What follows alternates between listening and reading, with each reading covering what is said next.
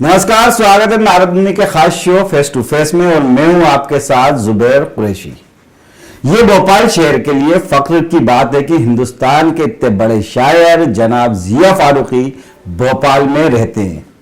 Literary शायरी या संजीदा अदब में उनका मुकाम सब जानते हैं, बल्कि भोपाल और मध्य प्रदेश के लोग अब फख्र से कहते हैं कि ये इस सरजमी पर हमारे पास इतना बड़ा शायर मौजूद है जिनकी हर नज्म हो या गज़ल एक दो दिन में ही पूरे हिंदुस्तान में फैल जाती है। अगर हम बात करें अदबी शायरी की, तो अदबी शायरी वे होती है जो नस्लों तक जिंदा रहती है। इसे स्टेज के परफॉर्मेंस या पढ़ने या जोर शोर से आवाज़ या तरन्नुम से नहीं नापा जाता, बल्कि इसमें गहराई और फन की पुख्तगी होती है। जिया साहब ने हर तरह की शायरी की है। उनकी गज़लें तो सुनने वाले के जहन को रोशन कर देती हैं। उन्होंने भोपाल के ऊपर जो नज़में कही हैं वे कमाल की हैं। यही वजह है उनको शेर में सितारा अदब के खिताब से नवाजा। शायरी के अलावा उन्होंने किताबें भी लिखी हैं, तर्जुमा भी किया है, अफसाने और तारीखें भी ना जाने कितनी लिखी हैं, ना जाने कितने मौजूद हैं जिनको उनके कलम ने रौनक अता की है। एक अरसा वे कानपुर में रहे। संदीला जैसे अदबी कस्बे से निस्बत है, मगर उनके पुरखे भोपाल से ही ताल्लुक़ रखते थे। इस वजह से वे वापस भोपाल आए और आज उनकी मौजूदगी में ये शेर मरकज़ अदब है। आज हम उन्हीं से आपकी मुलाकात कराने जा रहे हैं। आपका बहुत बहुत स्वागत है फारूकी साहब। आपने भोपाल पर जो नज़में कही हैं वे इस कदर मकबूल हुई हैं। इन नज़मों में भोपाल जैसा नज़र आता है और शहर से जो मोहब्बत झलकती है वे बिल्कुल अनोखी है। क्या ये नज़में जो हैं आपने पहले से सोचकर लिखी हैं या आपने अपनी नाजिल हुई हैं, आपने आप पर नाजिल हुई हैं? देखिए, जब किसी से कोई मुतासिर होता है तो लफ्ज़ अपने आप आते हैं, कोई उसके लिए बाकायदा प्लानिंग नहीं करता है। क्योंकि भोपाल वाकई एक बड़ा खूबसूरत शहर है और खूबसूरत शहर, पुरसुकून शहर शहरों के मुकाबले में। मैं कानपुर में रहा हूँ, जाहिर वो भाग दौड़ की ज़िंदगी, पॉल्यूशन और तमाम सब, उसके मुकाबले में भोपाल बहुत अच्छा है। तो जाहिर है कि जब मैं यहाँ आया और उससे मुतासिर हुआ, तो जब मुतासिर हुआ तो इसकी हर अदा से मुतासिर हुआ।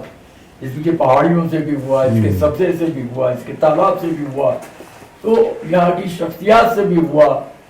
इसलिए मैंने वो तमाम सब जहाँ जैसे मौका मिला मेरे दिल ने आवाज़ दी और शेर हो गए।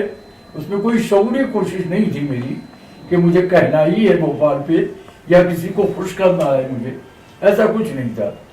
वो एक तासुर है जो आ जाता है। जी जी। वो एक इस तरह का कि इस वक्त तो मैं सुना दूंगा। जी जी जी। मुझे नहीं याद रहती हैं अपनी चीज़ें, लेकिन ये है कि बहरहाल मैंने कहा, जिसके तालाबों में जैसे शाम सोना घोल दे, सुबह जैसे एक चांदी की कबा भोपाल में। जी जी जी। तो ये है इस तरह के हिंद के नक्शे पे खित्ता नुमाया देखकर उसने पूछा क्या ये, मैंने कहा भोपाल है। वाह, क्या बात है। इस तरह की मैंने शायरी की और भोपाल पे अक्सर मैंने नज़में कही, बड़े तालाब पर मैंने कही। जी। इस दौर में आपने इतने आला मेयार की गज़लें कह रहे हैं, पूरे हिंदुस्तान में सोशल मीडिया पर लोग आपको कलाम का इंतज़ार करते हैं। कई बार उर्दू फारसी के मुश्किल बग़ैर खूबसूरत अल्फाज भी आपकी गज़लों में आकर बेहद आसान मालूम होने लगते हैं और सुनने वाले पर अजब असर हो जाता है। आपको क्या लगता है कि सीरियस पोइट्री को खूबसूरत बनाने का ये हुनर है कि अवाम गैर उर्दूदा तबका भी आपकी शायरी का इतना असर लेता है? कोई तो वजह होगी जो ये कमाल आपने हासिल किया। देखिए, शायरी में सबसे बड़ी चीज़ ये, आज बहुत शायरी हो रही है, खुसूसन गज़लिया शायरी में तो हर आदमी है। बड़ा मुश्किल होता है अपना रास्ता बनाना इस भीड़ में। भले वो ना बन पाए, लेकिन एक शऊरी कोशिश आदमी करता है कि अपना कहीं एक अलग रास्ता, जैसे बशीर बद्र साहब का मैं मिसाल दूँ कि उनका अपना एक रास्ता है, उनकी अपनी शायरी की एक पहचान है। कोई शेर उठाइए, लोग बता देंगे बशीर बद्र का शेर। तो हर आदमी का एक वो, मैंने भी शौरी कोशिश की कि मेरे पास जो लफ्ज हैं उन्हीं को मैं बरतूं, चूंकि मैं जिस माहौल का परवलता हूँ वहाँ उर्दू जुबान घर की रोजमर्रा की थी, दस्तरखान से लेके सोने तक जो गुफ्तगू होती थी वो वही होती थी, जिसमें फारसी अल्फाज भी होते थे, हिंदी अल्फाज भी होते थे। तो मेरी जो रोजमर्रा की जुबान है वही मैं अपनी शायरी में इस्तेमाल करता हूँ, कोई बनावट नहीं होती है। हालांकि बड़ा चेंज हो गया है, आज लोग बगैर इजाफतों के शायरी को ज़्यादा बोलती है जो हिंदी से कहीं नज़दीक होती है। हमारे यहाँ इजाफतें आ जाती हैं तो इसलिए बुरी नहीं लगती हैं, वो ज़रूरी है आज के एज में, लेकिन ये हम जो कहना चाहते हैं वो हम पूरी तरह से कह लेते हैं। आपने सरकारी मुलाजमत भी की है और इतनी मसरूफियत के दौरान कैसे शायरी करते रहे? देखिए, बड़ा मेरा शुरू से मिजाज रहा है शायरी, क्या मुझे अदब से दिलचस्पी रही है। जी। मैं शायद 7-8 साल का था जब से मैं लाइब्रेरी जाने लगा था। जहाँ मुझे कोई लाइब्रेरी दिखी मैं वहाँ बैठा जरूर, चाहे वो संदीले में रहा। जब भी मेरी शाम जो थी वो लाइब्रेरी में, लोग हॉकी और क्रिकेट खेलते हैं, मैदान में जाते हैं, मैं लाइब्रेरी जाता था। यही हाल मेरा कानपुर का रहा। घर में या बाहर मेरे साथ हमेशा किताबें रही, और आज भी मैं जब तक मुताला नहीं कर लेता हूँ मुझे सुकून नहीं मिलता है, उसमें कुछ मैं पढ़ता ही रहता हूँ, तो उसका असर पड़ता है। ये है। क्या आपका कोई उस्ताद रहा है या आपने इतने बिना उस्ताद के नहीं। इतने आला मुकाम हासिल किया है? अल्फाजों को खूबसूरत तालमेल, ये कैसे होता है कि शहर के गहरे माने भी निकाल लेते हैं और वे सुनने वाले को अपने असर और गिरफ्त में ले लेता है? मोहब्बत है सुनने वालों की, लेकिन है वाकया ये कि अगर आपका मुताला है और दोस्तों के बीच में बैठ के जहाँ कहीं लड़खड़ा है, दोस्तों को सुनाया दोस्तों, लेकिन बाकायदा मेरा कभी कोई उस्ताद नहीं रहा। ये है कि मैंने महफिलें अटेंड की अपने प्राइवेट दोस्तों की, घर में भी बैठा, उनके यहाँ भी जाके बैठा, तो जो गुफ्तगू होती है उससे बहुत कुछ सीखने को सोसाइटी में मिलता है। तो मैंने जो कुछ सीखा अपनी सोसाइटी से सीखा, अपने दोस्तों के दरमियान रह के सीखा। पहले था बहुत फासला बाजार से घर का, अब एक ही कमरे में, बाजार भी घर भी, तो आज ये रहा मेरे साथ हमेशा।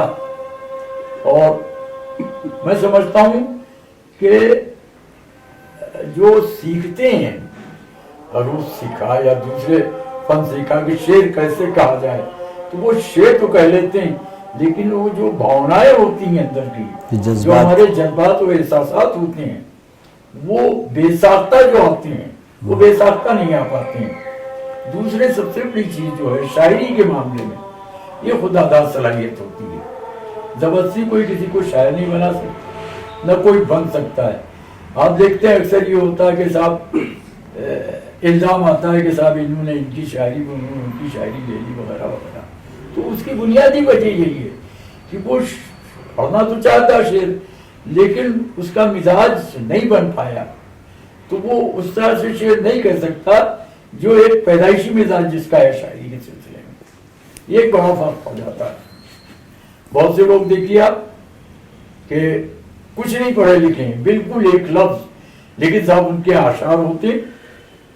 मुझे कई ऐसे लोग मिले जो पुताई कर रहे हैं, लिपाई कर रहे हैं, और उनका कोई तालीम से कोई ताल्लुक ही नहीं है, लेकिन साहब उनके यहाँ जब वो सुनाने लगते हैं या बेसाख्ता कहते हैं तो हैरत होती है कि साहब इनके यहाँ ये फिक्र है। तो उसकी बुनियादी वजह यही है कि उनका मिजाज बना हुआ है, पैदाइशी वो एक फिक्र उनके अंदर है। गज़ल और नज़्म के फॉर्मेट अब बहुत मुश्किल है, हर कोई नया लिखने वाला इस सिस्टम को सीखना चाहता है, और अपने नए लिखने वालों को क्या पैगाम देंगे, उन्हें क्या पढ़ना चाहिए और कैसी मशक़त करना चाहिए? मैं अपने तमाम लोगों से कहता हूँ, बहुत से लोग मेरे पास आते हैं कि साहब बताइए, मैं सबसे ये कहता हूँ भाई पढ़ो। अगर शायरी तुमको करना है तो शायरी पढ़ो, नज़में पढ़ो, गज़लें पढ़ो, दूसरे वो मज़ामीन पढ़ो जिन पर शायरी में बहस होती है। शायरी के हवाले से जो मबाहिस आते हैं, जो तनकीदी मज़ामीन हमारे होते हैं, जो बुज़ुर्गों ने हमारी लिखी हैं किताबें ज़ुबान और बयान को लेके, उनको भी पढ़ो साथ में। اور शेर भी पढ़ो, तो उससे ये है कि कई जहन पुख्ता होता है। दुनिया के दो बड़े हैतंगेज इलाके और खित्ते जहां अलग अलग तरह की हुकूमतें और तहजीबों ने परवरिशें पाई हैं, आपने उन दोनों में अपनी जिंदगी गुजारी, यानी अवध और भोपाल। क्या लखनऊ और उसके आसपास का इलाका और भोपाल की सरजमी, दोनों का माहौल आपकी शख्सियत और शायरी पर असर हुआ है? यकीनन यहाँ सबूत मिला। जैसे अवध का मामला जहाँ तक है, वो ज़ुबान बयान का एक बहुत बड़ा मरकज़ है।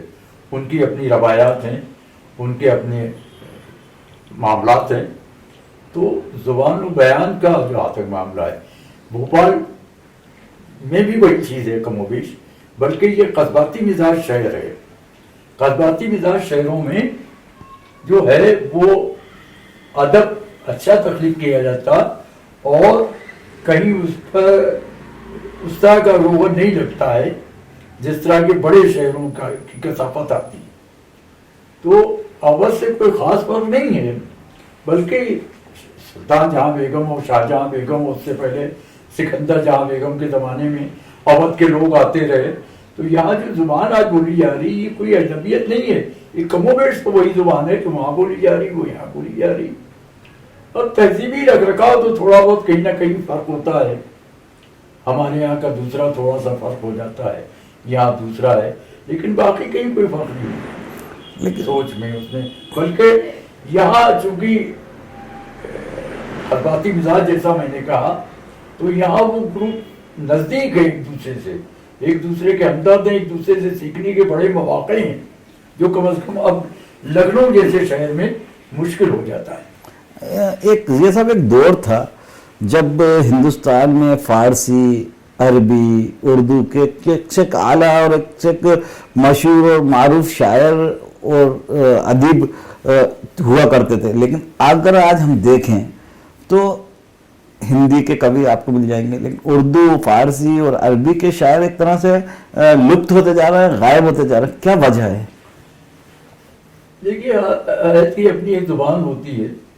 अंग्रेजों से आने से पहले भारत की जुबान, हिंदुस्तान की जुबान फारसी थी रोज़मर्रा की, और पढ़े लिखे लोग अरबी और फारसी दोनों में गुफ्तगू भी करते थे, अदब भी तख्लीक करते थे। अदब था क्या, तस्करे वगैरह, उनके यहाँ अदब का भी एक बड़ा महदूद वो था। इंशा पर्दाजी थी, तस्करे लिख दिए, शायरी हो गई, ये था। अंग्रेज ने आके फारसी को ख़त्म करके उसकी जगह उर्दू बाजार में लाए। तो दरअसल जो बाजार की डिमांड है, अदब कहीं ना कहीं उससे मुतासिर रहता है। तो उस वक्त फारसी थी, वो लोग शायर थे, वो ख़त्म हो गया। अब यूनिवर्सिटी में पढ़ाई जा रही, लेकिन अवामी डिमांड उसकी कहीं नहीं है। तो लोग कर भी रहे हैं, वो कुछ खानखाहों वाले हैं, कुछ यूनिवर्सिटीज़ वाले हैं। ऐसा नहीं कि फारसी ख़त्म कहीं नहीं जा रही, लेकिन अवाम में उनका चूँकि मकबूलियत नहीं रही, इसलिए वो बाहर नहीं आती। उर्दू आई इधर 200 साल से, और हालांकि उर्दू शायरी तो मैं समझता हूँ खुसरो के ज़माने से हो रही थी। उनकी पहलियाँ वगैरह आप देखिए, ये सब को जो हिंदुस्तानी ज़ुबान में लफ्ज़ उर्दू तो बहुत बाद में दिया गया, लेकिन जो हमारी जो हिंदुस्तानी ज़ुबान थी, जो अवाम बोल रहे थे, जो बाजार की ज़ुबान थी, उस बाजार की ज़ुबान में हमारे खानखाहों के बुजुर्गों ने भी की और दौर में शायरी, और संजीदा लोगों ने भी की। नज़ीर मौजूद है हमारे सामने, नज़ीर अकबर आबादी, इतना बड़ा शायर मौजूद है, उसकी पूरी शायरी अवामी ज़ुबान में। तो ये जो सर्किल था, ये चलता रहा। अब ये है कि फारसी में भी लोग उस वक्त कर रहे थे, गालिब ने भी फारसी में शायरी की, या और लोगों ने भी की, लेकिन अब फारसी का चूंकि वो रवाज नहीं रहा, तो वो यूनिवर्सिटीज़ वगैरह में पढ़ना ज़रूरतन, तो वो एक अलग चीज़ है। लेकिन अवाम में, हिंदुस्तान में कम अज़ कम उसकी मकबूलियत नहीं है, इसलिए वो शायरी भी नहीं हो रही। हिंदुस्तान में एक दौर था, एक वक्त था कि हिंदुस्तानी जो ज़बान थी, बोलचाल की जो ज़बान थी, एक दूसरे से राब्ता कायम करने की ज़बान थी, एक दूसरे से रूबरू होने की बातचीत होती थी, तो ज़्यादातर उर्दू अल्फाज, उर्दू ज़बान और फ़ारसी ज़बान का मिला जुला असर रहता था। लेकिन धीरे धीरे आज اردو ایک طرح سے یا فارسی کی بات کریں تو ایک طرح سے یہ پوری ہندوستان سے لپت ہوتی جا رہی ہے، غائب ہوتی جا رہی ہے. اردو کی جگہ پیور ہندی یا ہندوستان، ہندی بھی ہماری مادر وطن ہے، ہماری زبان ہے، لیکن کیا وجہ ہے کہ آج اردو پوری طرح سے مطلب دیکھ ملتے نہیں اردو میں بات کرنے والے یا فارسی میں بات کرنے والے؟ اس کے لیے آپ کس کو ذمہ دار مانتے ہو، کیا وجہ مانتے ہیں؟ دیکھیے جہاں تک اردو کا سوال ہے، فارسی تو خیر رواج میں نہیں رہی، ہمارے معاشرے میں نہیں رہی، لیکن آج بھی ہمارے یہاں جو شروع کرتے ہیں وہ آمد نامہ وغیرہ فارسی کا میں نے پڑھا، تو وہ ایک ابتدائی تعلیم کے طور سے، تاکہ ہمارے یہاں اردو میں بہت کچھ ایسا ہے جو فارسی میں ہے، گلستان بوستان وغیرہ کہ تمام وہ ہیں، تو اگر ہم جانتے ہیں فارسی تو اچھا رہتا ہے. لیکن اردو زبان لپت نہیں ہو رہی ہے، میں اس بات کو نہیں مانتا ہوں. رسم الخط کا رواج خط کم ہو رہا ہے، لیکن ادھر پہ بڑھا ہے رسم الخط. تو اردو زبان جو ہے یہ عوامی زبان جس کو ہم کہیں، خالص ادبی ہندی بھی نہیں ہے کہیں بھی آپ دیکھیں. خالص ہندی جو کون بول رہا ہے کہ جو آل انڈیا ریڈیو بولتا تھا اس زمانے میں، وہ ہندی آج کہاں بولی جا رہی؟ یا اخبار وغیرہ جو پڑھتے ہیں یا میگزین جو پڑھتے ہیں ہندی کے، جو اس میں لفظ ہم کو ملتے ہیں عام بول چال میں ہمیں کہیں نہیں دکھائی دیتے ہیں. یہی صورتحال صحیح اردو کے ساتھ بھی ہے. اردو ادب کا معاملہ الگ ہے، لیکن اردو عام بول چال میں جو ہے وہ الگ ہے. تو ہم جو اس وقت بول رہے ہیں، جس زبان میں گفتگو کر رہے ہیں، یہ صرف رسم الخط کا کھیل ہے. آپ اس کو ہندی میں لکھ دیتے ہیں تو ہندی ہو جاتی، اردو میں لکھ دیتے ہیں تو اردو ہو جاتی. چند الفاظ ایسے ہوتے ہیں جو ہو سکتا کہ الجھن کا باعث ہوں کہ اس کے معنی کیا ہوئے. تو وہ میں سمجھتا ہوں کہ جو جس ماحول میں بولتا ہے وہ اس کو کوئی فرق نہیں پڑتا. علی گڑھ میں عام اردو ہے، اگر آپ یونیورسٹی کیمپس میں کہیں بھی ٹہل رہے ہیں اور کوئی اس طرح کے لفظ ثقیل جیسے میں بول رہا ہوں بولیں تو وہ ہندی والوں کو بھی سمجھ میں آئیں گے، ان کو کوئی دقت نہیں ہوگی، کیونکہ وہ پورا ماحول ہے. تو اس طرح سے میں نہیں سمجھتا ہوں کہ اردو کہیں لپت ہو رہی یا غائب ہو رہی ہے. بلکہ آج بہت زیادہ جب سے یہ فیس بک وغیرہ واٹس ایپ آ گئے ہیں تو میں یہ دیکھ رہا ہوں کہ وہ لوگ جو رسم الخط نہیں جانتے تھے آج وہ بھی سیکھنے کی کوشش کر رہے ہیں اردو رسم الخط. کیا آپ یہ مانتے ہیں کہ اردو کو جان بوجھ کر ہندوستان سے دور کیا جا رہا ہے؟ ایک وقت تھا، آپ کو بھی اچھے سے یاد ہوگا، کہ اردو کے اخبار جو ہوتے تھے، اردو کی میگزین جو ہوتی تھی، اردو کے رسالے ہوتے تھے، بڑی تعداد میں شائع ہوتے تھے، پبلش ہوتے تھے. اور اگر ہم عدالتی کی کام کاج کی بات کریں یا سرکاری کام کاج کی بات کریں تو زیادہ تر اردو کا ہی استعمال کیا جاتا ہے. لیکن آج اگر سرکاری دفتروں میں جائیں، عدالتوں کی جائیں یا کسی بھی صدر میں جائیں یا ہاؤس میں جائیں تو زیادہ تر اردو نظر نہیں آتی. کیا مانتے ہیں آپ؟ بھائی دیکھیے اردو اب سرکاری زبان تو ہے نہیں، سیکنڈ لینگویج کے طور پر ہے. ہمارے بہار میں، یو پی میں، شاید یہاں بھی ہوگی، مجھے نہیں معلوم. گورنمنٹ نے نکالا تھا کہ ہر ڈپارٹمنٹ میں ایک اردو ٹرانسلیٹر رہے، اور اپائنٹمنٹ بھی ہوئے تمام سب. لیکن پھر کیا ہوا، دراصل ہم نے اپنے روزمرہ میں اردو رسم الخط کا استعمال ختم کر دیا. اس کی وجہ یہ ہے کہ 47 میں جب ہندوستان آزاد ہوا تو تقسیم کے ساتھ ساتھ زبان کی بھی بلا وجہ تقسیم کر دی گئی، اور یہ کہا گیا صاحب اردو پڑھ کے کیا کریں گے، اب تو ہندی آ گئی. تو جو ہماری نسل کے لوگ جو اس وقت پیدا ہوئے تھے وہ کہیں نہ کہیں اردو سے دور ہو گئے کہ صاحب نوکری نہیں ملے گی. جو ذہن میں یہ بیٹھ گیا کہ پڑھو وہ جس سے نوکری ملے. تو اس لیے لوگوں نے اچھا جو حساب یا تاریخ یا یہ جو اردو میں ہوا کرتا تھا ظاہر وہ سب ہندی میں آ گیا. تو ہماری جو عام چیزیں تھیں وہ بھی ہندی میں آ گئیں. اب رہ گیا خالی ایک لٹریچر آپ کا جی چاہے ہندی پڑھیے جی چاہے اردو پڑھیے. حساب آپ پڑھیں گے تو ہندی میں آپ کو لکھا ہوا ملے گا، سائنس کو پڑھیں گے تو وہ بھی ہندی میں آپ کو لکھا ہوا ملے گا. پہلے ہی سب اردو میں ملتا تھا پورا سلیبس. تو یہ فرق پڑا، چونکہ ہمارے یہاں فرسٹ لینگویج ہندی ہے، ہماری قومی زبان ہندی ہے، اس لیے ہندی کو ظاہر عدالتوں کچہری اور یہاں سب کہیں ہندی آپ کو ملے گی، اردو کہیں نہیں ملے گی. لیکن جہاں پرانے مخطوطے آ جاتے ہیں کچھ ہے تو اس کو پڑھنے والے، اس کا ٹرانسلیشن کرنے والے وہ کہیں نہ کہیں اردو میں رہتے ہیں. تو اس وجہ سے اردو نہیں ہے۔ اس کی وجہ کہ آپ یہ بھی مانتے کہ جو اردو کے رسالے آتے تھے، اردو کے اخبار آتے تھے، وہ اردو پڑھنے والے یا اردو بول چال کم کرنے والوں کی وجہ سے دھیرے کر کے اردو کے رسالے بند ہوتے گئے، اردو کے اخبارات بند ہوتے گئے، تو کیا وجہ رہی؟ ہاں اس کی بنیادی وجہ یہ ہے کہ ہماری پاور آف پرچیزنگ ختم ہو گئی، ہم خرید نہیں رہے ہیں، جو اردو رسائل آج نکل رہے یا وہ ہے اس کو ہم نہیں خریدتے ہیں، بالکل قطعی نہیں۔ ہم ہندی کا ایک دینک بھاسکر خریدتے ہیں، اس میں 16 پیج ہوتے ہیں، ہماری ردی بھی بک جاتی، ہمیں خبریں بھی سب مل جاتی۔ اردو والوں کے یہاں اسی یہ ہے کہ اگر ہم کوئی ایک اخبار خریدتے ہیں 4 پیج کا تو اس میں پہلی چیز تو کچھ ہوتی ہی نہیں، تو دوسرا یہ کہ ہماری خریداری نہیں ہے۔ اگر آپ کہیں نکال رہے ہیں، کوئی میگزین نکال رہے ہیں، کچھ ہے تو گھر پھونک تماشا دیکھیے۔ خریداری جو پاور آف پرچیزنگ ہے یا ہماری دلچسپی ختم ہو گئی خریداری سے۔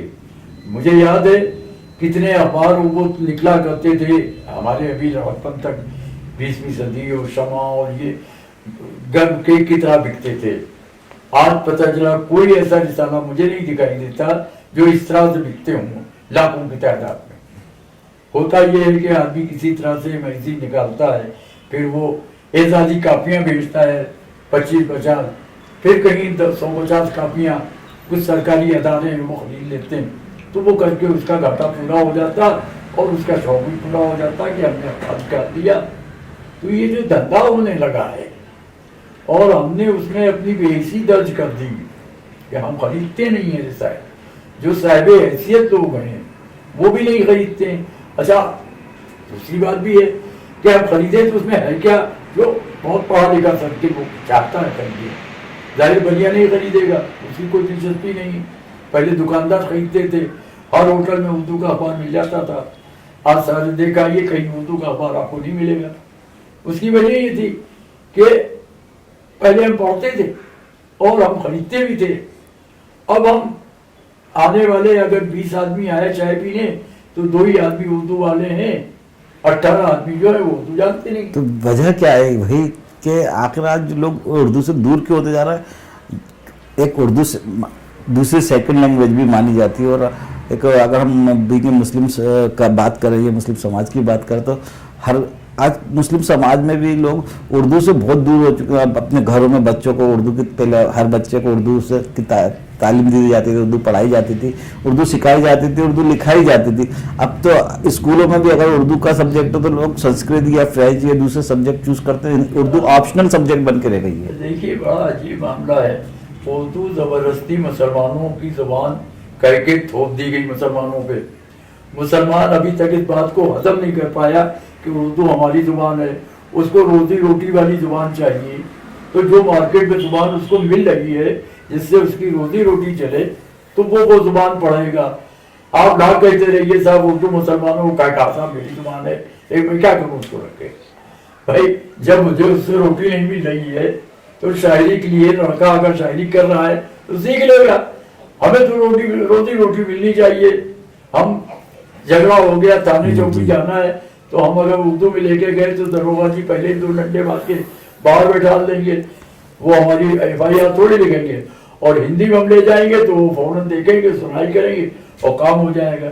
تو یہ جو اس طرح کی باتیں ہیں، ایک میں تو تھوڑا دروگا جی والی بات تو، لیکن ہر جگہ یہی ہے کہ ہماری جو ضرورت ہے روزمرہ کی وہ ہماری ہندی سے پوری ہو رہی ہے۔ تو ہم اپنی زبان کہتے ہوئے بھی پہلی بات تو میں مانتا ہی نہیں قطعی کہ یہ مسلمانوں کی زبان ہے، یہ تو ہندوستان کی زبان ہے، ہندوستانی زبان۔ اگر مسلمانوں کی زبان ہوتی تو گوپی چند نارنگ نہ ہوتے، اگر مسلمانوں کی زبان ہوتی تو رام کمار بے خود نہ ہوتے۔ یہ میں بتا رہا ہوں آج کے دور میں، آج اگر اردو کی زبان ہوتی تو سنجے مشرا شوق نہیں ہوتے، وہ وید پرکاش شکلا سنجر نہیں ہوتے، یہ سب اردو والے لوگ ہیں۔ تو مسلمانوں کی زبان نہیں ہے یہ تو قطعی بالکل بیکار بکواس۔ آج بھی کئی ایسے نوجوان یا پرانی پیڑھی کے شاعر ہیں جو اپنی غزلیں یا اپنی نظمیں یا نعت اردو نہیں کرتے ہیں۔ جی اب وہ الگ چیز ہے کہ ہمارے بہت سے دوست ہم سے اصرار کرتے ہیں किताब हिंदी में अपना छपवाइए ताकि हम भी पढ़ सकें, क्योंकि वो भी उर्दू नहीं जानते। और अभी तक बहरहाल मैंने नहीं छपाया, लेकिन ये कि कभी मौका मिला तो उन दोस्तों की फरमाइश पूरी करेंगे। चलिए रियाज साहब, आपसे आज बात करके बहुत अच्छा लगा। जाते जाते हम चाहते हैं कि हमारे व्यूवर्स के लिए आप अपने चंद अशार और भोपाल पे लिखी जो आपने मशहूर नज्म है उनका हिस्सा हमारे व्यूवर्स को सुनाई दिए। नहीं मिलेगी अंधेरे से अब नजात मुझे, नहीं मिलेगी अंधेरे से अब नजात मुझे, कि शाम सौंप गई है सियाह रात मुझे। और जिधर भी देखिए गर्दो गुबार का आलम, जिधर भी देखिए गर्दो गुबार का आलम, कहाँ पे छोड़ गई है मेरी हयात मुझे। और वो सर्द रात कि जब यख थी कायनात तमाम, वो सर्द रात कि जब यख थी कायनात तमाम, तेरे खुलूस की गर्मी ने दी हयात मुझे। तो इस तरह के, या अभी मैंने शेर सुनाया था कि जाता है कहीं खून से निस्बत का असर भी, तलवार जो बोलेगी तो ले जाएगी सर भी। और पहले था बहुत फासला बाजार से घर का, अब एक ही कमरे में है बाजार भी घर भी। वाह, इस तरह की मेरी शायरी है। भोपाल की खूबसूरती पे आपने कई नज़में लिखी हैं। भोपाल पर तो साहब मैंने भोपाल पढ़ के फूंक दूं जो खाके सहरा पर, तो सहरा देखते ही देखते गुलजार हो जाए। इस तरह की शायरी मैंने भोपाल में आपको अरे बड़े भोपाल ताल के नाम नज़्म है कि अरे बड़े तालाब अरे आबी ज़ख़ीरे के अमीन, अरे बड़े तालाब अरे आबी ज़ख़ीरे के अमीन, तेरे शफ़ाफ़ पानी में ये क्या तासीर है, तेरे शफ़ाफ़ पानी में ये क्या तासीर है। क्यों ठहर जाता है रहरो देख कर तेरा जमाल, क्यों पकड़ लेते हैं कदमों को तेरे, क्यों पकड़ लेते हैं कदमों को तेरे ये सब्ज़ाज़ार। आब लज़ीज़ा में तेरे क्या लिखा है ये बता, आब लज़ीज़ा में तेरे क्या लिखा है ये बता, जिसका एक एक हर्फ पढ़ने में गुजर जाती है उम्र, जिसका एक एक हर्फ पढ़ने में गुजर जाती है उम्र, फिर भी खुलता ही नहीं है राज तेरे हुस्न का, फिर भी खुलता ही नहीं है राज तेरे हुस्न का, फिर भी जाता ही नहीं है तेरा ये आबी तिलिस्म, फिर भी जाता ही नहीं है तेरा ये आबी तिलिस्म। कितनी सदियों की तमाज़त तेरे इस पानी में है, कितनी सदियों की तमाज़त तेरे इस पानी में है, और कितने मौसम करवटें लेते हैं लहरों में तेरी। ऐ बड़े तालाब कुछ तू ही बता क्या रमज़ है, क्यों तुझे घेरे हुए हैं ये पहाड़ी सिलसिले, क्यों तुझे घेरे हुए हैं ये पहाड़ी सिलसिले, क्यों सजा रखी है तूने हर तरफ ये सब्ज़ाज़ार, क्यों सजा रखे हैं तूने हर तरफ ये सब्ज़ाज़ार। किस लिए होती है खिलकत तेरी वुसअत पर निसार, तू ना किस लिए होती है खिलकत तेरी वुसअत पर निसार। तू न जैजों है न है दरियाए टीम, फिर भी साहिल पर तेरे कुर्बा है उसने बेकरां, फिर भी सीने पर तेरे रक्सा है कितनी कश्तियाँ, फिर भी सीने पर तेरे रक्सा है कितनी कश्तियाँ, फिर भी कैफे जिंदगी है तेरी मौजों से यहाँ। ऐ बड़े तालाब है अभी ज़ख़ीरे के अमीन, तुझको कुछ मालूम भी है अपनी तारीख़ हसीन, कितनी तहजीबों का है, कितनी तहजीबों का शाहिद है तेरा आबे रवां, कितने जज्बों की तहारत तेरी इन लहरों में है।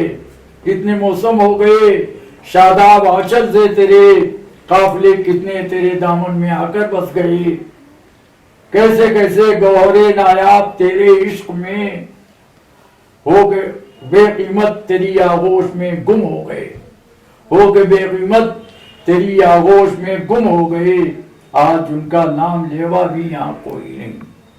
ऐ बड़े तालाब ऐ आबी ज़ख़ीरे के अमीन, तेरे पहलू में है ख्वाबिदा वो अहले इश्क भी, जिनकी हिम्मत ने बसाई थी यहाँ पर बस्तियाँ, जिनकी हिम्मत ने बसाई थी यहाँ पर बस्तियाँ, बस्तियों में प्यार के चश्मे ही थे अश्रु रवां हैं, जिन पे काबिज हैं, मगर अब वक्त की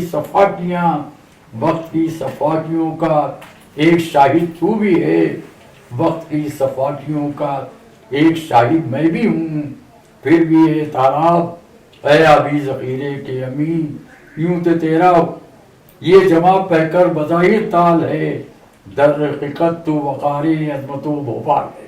वाह, बहुत।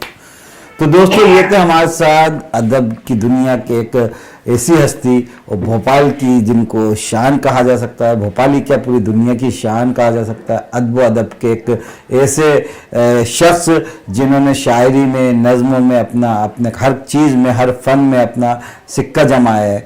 तो हम बात कर रहे थे ज़िया फारूकी साहब से। दोस्तों आपको हमारा ये इंटरव्यू ज़िया फारूकी साहब के साथ कैसा लगा, अपनी राय हमें कमेंट करके ज़रूर बताएं, और अगर पसंद आए तो उसको शेयर करें, लाइक करें और चैनल को सब्सक्राइब करें। आप हमारे साथ जुड़े ज़िया साहब, आपका बहुत बहुत शुक्रिया। नमस्कार, जय हिंद।